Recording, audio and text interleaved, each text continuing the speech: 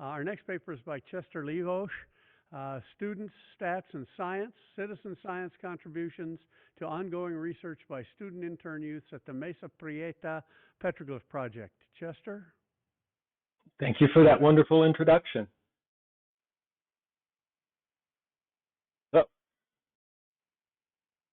And good afternoon, everyone. It's been an exciting couple of talks that we've had to kick off the afternoon, and I think you're going to see some common themes connecting some of what I'll be talking about with the last couple of papers, including Roddick's. But I would like to take my time to, instead of talking about my own research, to give a nod to our student interns who participate in our annual Summer Youth Intern Program. These unsung heroes contribute meaningfully to the archaeological record and to the nature of who and what the Mesa Prieta Petroglyph Project is. So we're going to give them their 15 minutes, give or take, of fame today. Before proceeding any further, I would like to issue a land recognition statement. And, can I collapse this so I can, yeah. Oh no, I can actually read my slide. So the Mesa Prieta Petroglyph Project studies and works on decolonized lands within the traditional territory of the Tewa-speaking Pueblos and adjacent to the traditional farmlands of the northern Tewa Pueblos. Specifically, the colonial toponyms Mesa Prieta, Black Mesa, and Canoe Mesa refer to a place and landform traditionally called Sinquague. And forgive me, I don't actually speak Tewa. As an effort to recognize and address the impacts of colonization on indigenous communities, we involve indigenous peoples at all levels of our project, from the youth interns that we'll talk about to organizational leadership on our board of directors.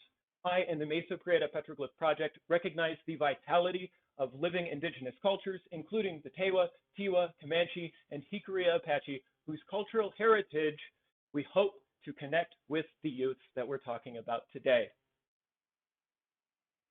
Now, our service area, this is a slightly updated version in green here, extends for about 18,000 acres on the roughly 32,000 acre or 50 square mile mesa, stretching about 20 kilometers or 12 miles from the confluence of the Chama River and Rio Grande into the mouth of the Rio Grande Gorge.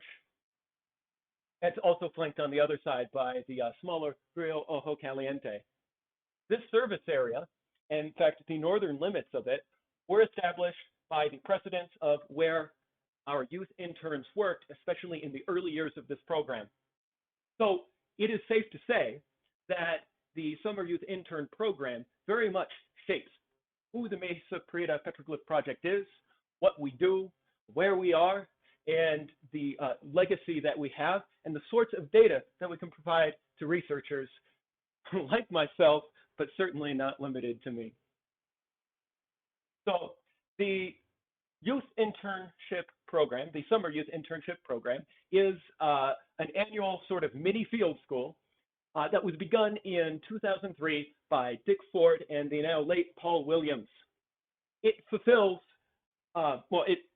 helps us fulfill our broader mission as an organization to promote preservation and conservation of the petroglyphs and natural landscape through recording and public educational programming.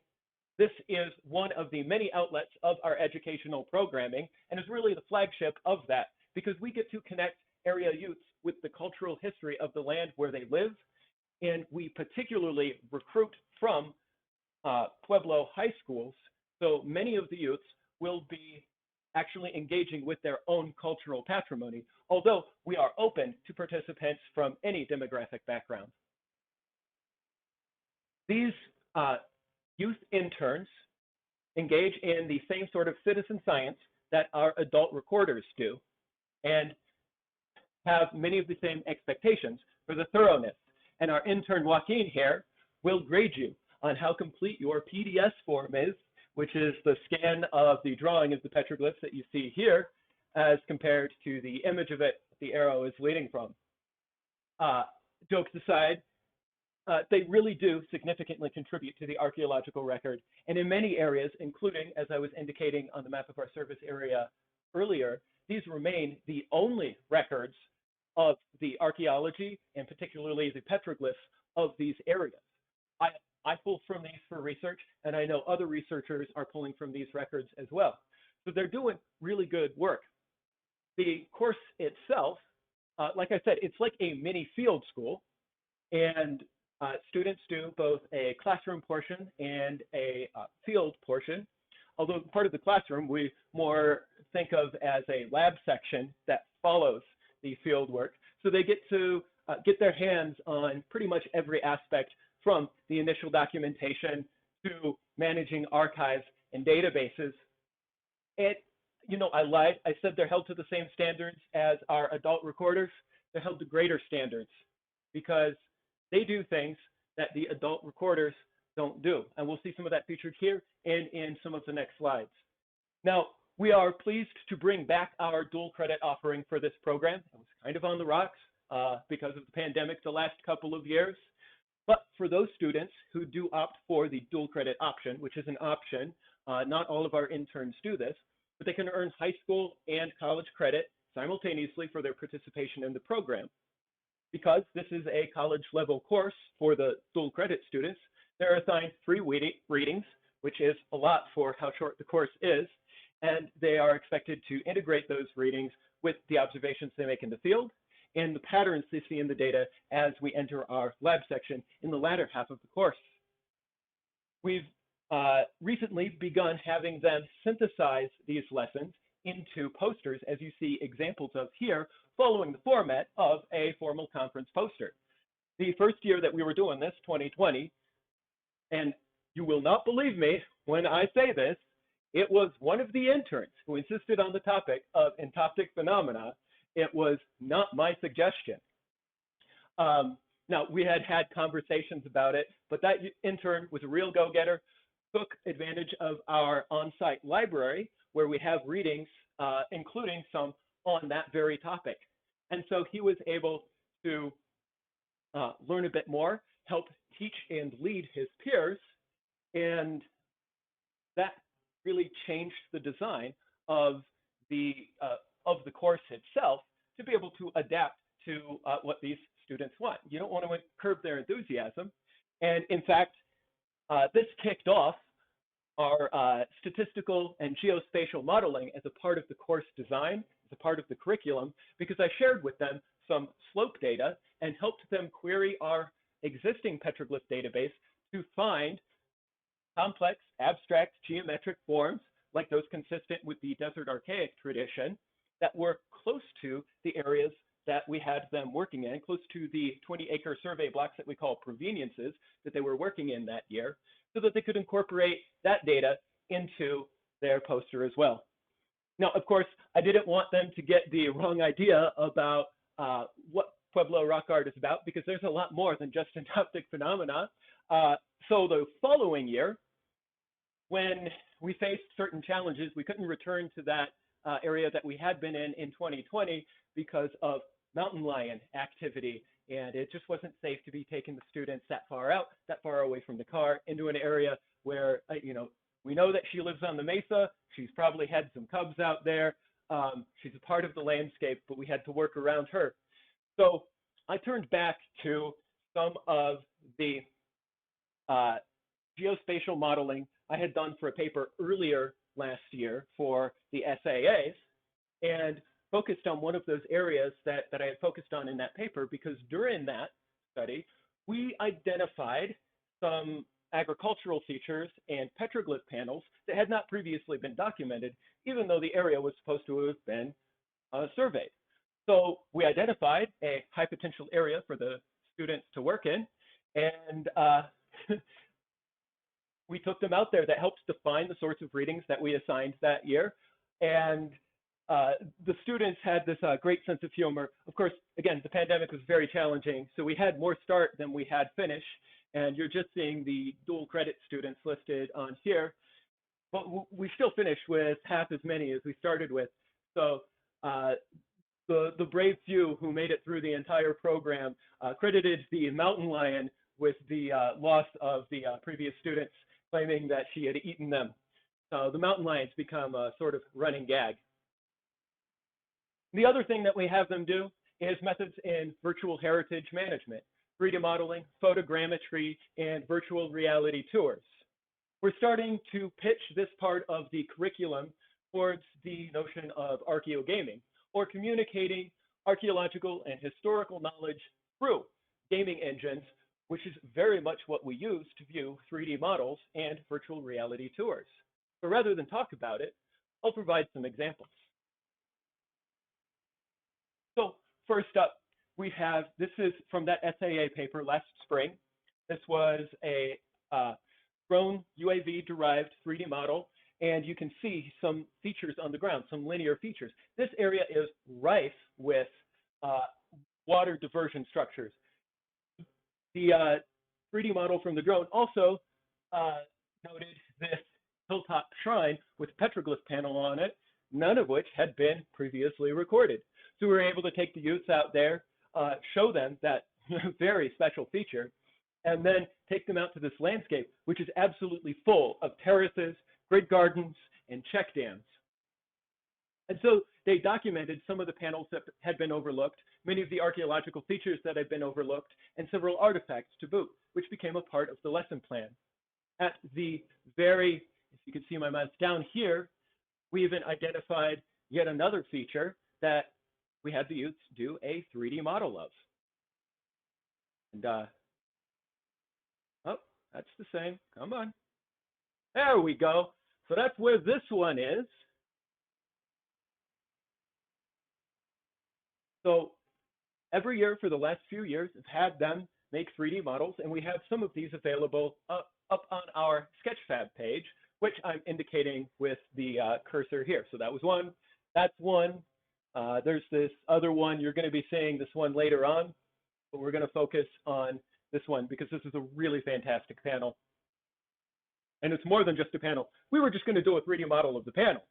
And already, so we can add annotations so they can make comments on what they've learned about the petroglyphs and the associated features around them. How do they know the knowledge that they now know? So this one, obviously a flute player, and that one's obviously a male. And this is a female figure at number 2, so they were able to write out how we can decide that. And of course, you don't have to spell it out for teenagers. They get how a male figure and a female figure together can symbolize fertility. And we have a lot of fertility imagery around here, but as we were 3D modeling that, we noticed that rock wall there. That's about 2 meters high. That's a pretty big check dam, which means that the rock that the petroglyph panel on is about 3 meters high. You can see that the ground level behind that rock dam is much higher because that's the start of that long, extensive field that I showed you in the previous animation. So we added an annotation for that. And we could feasibly merge these models together. But already, this is a demonstration of the start of archaeogaming. We're using virtual reality experiences, 3D models, to interactive experiences to communicate archaeological evidence.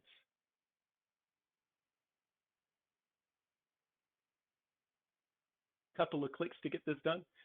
So then, much like on the poster itself, we have them synthesize what they've done and what they've learned, but also up on our website. So we have them contribute to a web page for each year's program.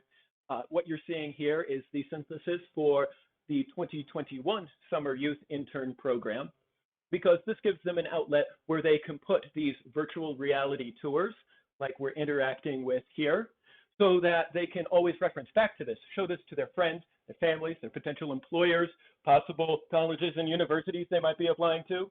And like I said, this was 2020. This was the year that Ian was gung-ho about Mppp phenomena. So here we have a desert archaic tradition panel with these elaborate recursive geometric forms that are so diagnostic of that concept. And this 3D model, I'm both proud of them for having made it because they made this themselves, the photography all the way through the processing in Agisoft Metashape, but I'm also a little jealous because it came out so good. So I'll just pat myself on the back for teaching them well, but they did a fantastic job of doing this. And so that helps them communicate what they saw, what they did. Of course, We can also look at the context of the petroglyph panels, as we're seeing here. We can see an example of the panel where the cursor is. Zoom in a little bit. And then we'll see that same panel rendered in 3D down below. Now, it does rotate funny because I didn't have them change the center of rotation on this one. That's an easy fix. But notice how there's that light spot where the desert varnish just cuts off. That shows that this area is prone to erosion. Ah, right, because I shared my erosion data with them. We looked at the things next to that. And there are plenty of other examples here. Here's another context panorama. So you can't actually see the petroglyphs here, but you can see the kinds of settings. You can see this little canyoncito up toward, we're actually towards the top of the escarpment. And so we can see need to wrap it up. That association of these, yeah, we can see that association of these steep landscapes. So they have their poster down at the bottom there, and it's all, you know, summarized right there. So that's the previous years, and I want to take just 1 minute to talk about this year. And I'm not going to go into too much detail because we're only halfway through the program this year. We just finished our field component, and we are just beginning our laboratory component. So they haven't done the synthesis yet. I'm still walking them through the process of integrating the data that we got into virtual experiences, into our geodatabase, into our queryable petroglyph database. And I don't want to steal their thunder by doing the work for them. So stay tuned to us on social media and on our web presence to learn more about that. Thank you.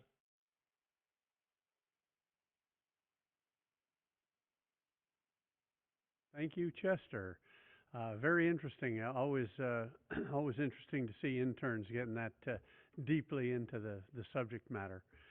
Unfortunately, we don't have time for questions, but if there's any people that do have questions, you can know how to contact the Mesa Prieta project. Our next presentation is by Belinda Millard, and it's a video. Belinda's busy fighting fires down in New Mexico. So essentially, she sent us a video. We're going to run that, and then we will have our wrap up for today.